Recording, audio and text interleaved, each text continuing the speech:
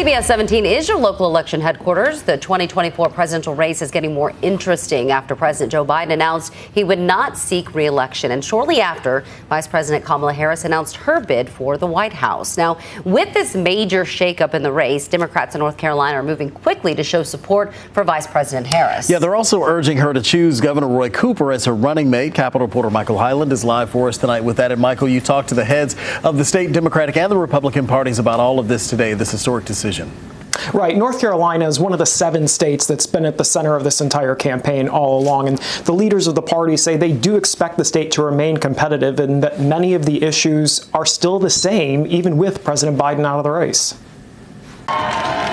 Just days after what would be the final rally of the Biden-Harris ticket in North Carolina, Democrats in the Tar Heel state are getting behind Vice President Kamala Harris to run for president. Democracy is still on the line. Donald Trump has not changed. Our opponent in this has not changed. Democratic Party Chair Anderson Clayton backed Harris when she ran for president 4 years ago, but lost the nomination to Biden. The state party held an emergency call Sunday, hours after the president dropped out. Delegates unanimously backed Harris and said they support her choosing Governor Roy Cooper as her running mate. A lot of folks carried that with great responsibility, and they said, you know, the right decision for us right now and the exciting decision for us right now is to unify our party behind the vice presidential nominee, the person that was already on the ballot with Joe Biden when those primary voters made their first initial decision. What we've seen now the Democrats doing is you've got party bosses effectively shaping what they want as opposed to allowing the will of the people to have moved forward. Jason Simmons is chair of the state Republican Party.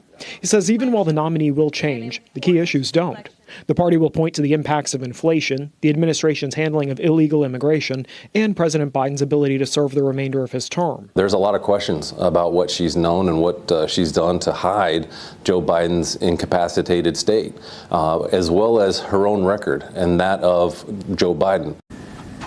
Clayton also pointed to the massive fundraising haul since this announcement. Harris's campaign just said in 24 hours they've raised over $80 million. Former President Donald Trump will be in North Carolina later this week in Charlotte to rally supporters there.